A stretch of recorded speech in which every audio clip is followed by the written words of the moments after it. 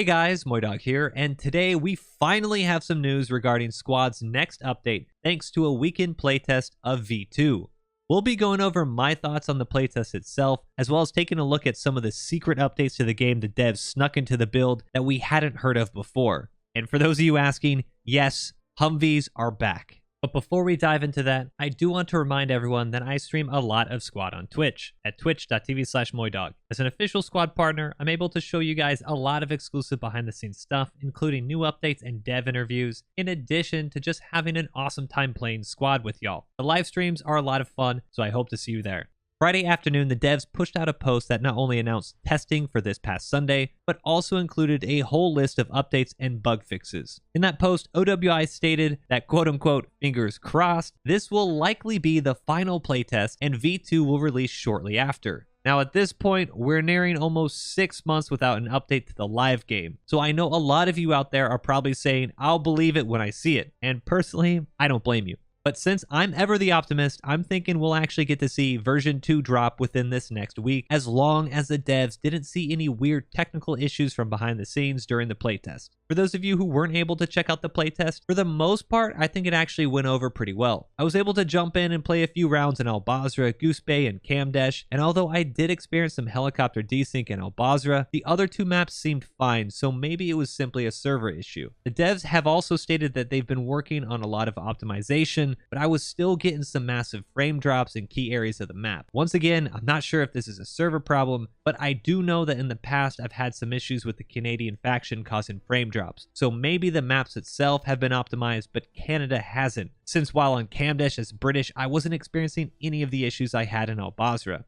The gameplay itself seemed perfectly fine though, and I did have a chance to try out the new Insurgent RPD, Canadian Iron Sight C7A2, the British Inla heavy anti-tank weapon, and I did get a chance to fly the new updated flight model in the brand new British helicopter. Starting with Basra, one of the biggest changes to the game is the new airport area, with a completely revamped objective. In the past, during Basra invasion, the airport was notoriously hard to capture due to these huge open areas outside the cap. The devs have addressed this by adding hangars and a small outpost north of the runway. They've added cover in the center of the runway, and have also reworked the fence and HESCO walls surrounding the southern compound to allow defenders plenty of cover to hold the objective when the attackers begin to get a foothold on the point. Although we unfortunately didn't hold it for too long due to, let's just say, a lack of teamwork, it was really fun to fight over, and I think a lot of people are going to enjoy it. It definitely made the point a lot less of a turkey shoot, and I think it will completely change the way Invasion is played in Basra for the better. Another new addition to the game is the inclusion of the CAF iron sights and foregrip for their C7A2 rifles. Previously, the lowest optic you could get was the EOTech, but in V2, those of you who do want to run irons with the Canadians finally can. The sight picture looks really clean, and although Goose Bay was probably not the best map to try it out on, I've got to say that I do think this turned out really nice.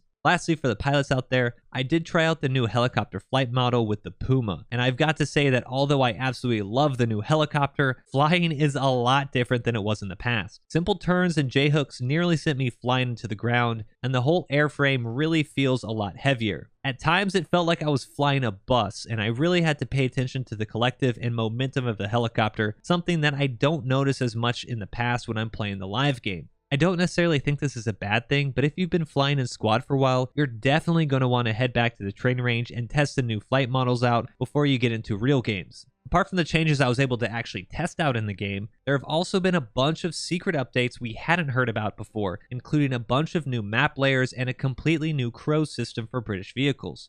Starting off with the British, you may notice a completely new remote weapon system on top of the vehicles. This new sight gives crew members a lot more visibility compared to the old system, and it also removes the camera shaking when it's being fired. It's a really nice quality of life update, and I think it makes a Challenger even more deadly with a 4-man crew. And speaking of updated vehicles, as I mentioned at the start of the video, the Humvees are finally back.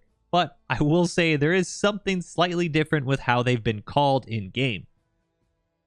Now, all jokes aside, I'm not gonna lie, it is a little weird that this is the official name for the vehicle, but honestly, I don't care. We finally get the Humvees back, they're painted black, and they have a giant Dishka on top, and I couldn't be happier. Additionally, there have been some updates to the command assets, with the A10 getting a nerf and the Sioux Strike getting a slight buff. As someone who plays a lot of Commander, I genuinely think that the Sioux is far better than the A10, but this nerf says otherwise. The A10 splash damage has been reduced while the SUS has been increased. And although I personally wasn't able to test this during the playtest, this is something that I really have my eye on. Command assets already are pretty difficult to get right, so increasing the damage and reducing the splash is going to make it even more important. I still would love to see a complete overhaul to the command system that would maybe remove timers and instead create some sort of resource system, but until then, I guess balancing the two is probably the best course of action. I think it's the wrong balance, but since I haven't actually tested it yet, I'm going to have to wait until I try it out. Moving on to the layers, although we won't have faction voting, we did get a taste of some of the new gameplay these sub-factions can cause, with Talil having one of the biggest overhauls I've seen. Talil RAS V1 is now what looks to be an air cav layer, with both the MEA and US having 6 helicopters each and a handful of light vehicles. I do think the US needs a little bit more than a Mat V and a Logi, since the MEA gets nearly triple that, but I am absolutely loving the amount of helicopters that will now be in the air. Personally, I don't really know how exactly this will end up playing out, and I think there's going to be a lot of crashes, a lot of flybys, and just general nonsense when it first comes out, but I am just excited to see some variety in the game, especially on a map like Talil, where infantry players typically hate playing in.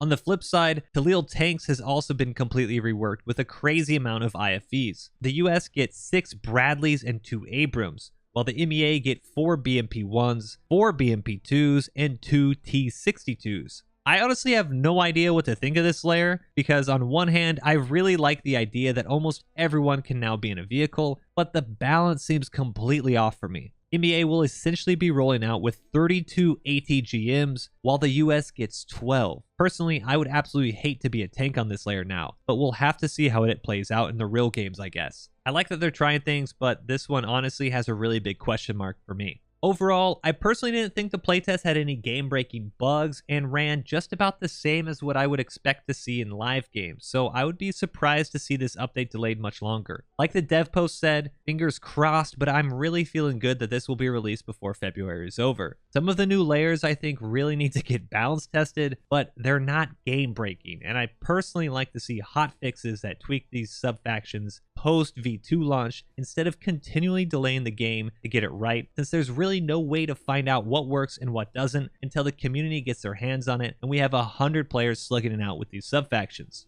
But what do you guys think? Did you get a chance to check out the playtest? If you did, let me know in the comments below your thoughts, and if you didn't play it, let me know what you're most looking forward to in V2. If you liked the video, give it a thumbs up and subscribe for more. But that's it for me.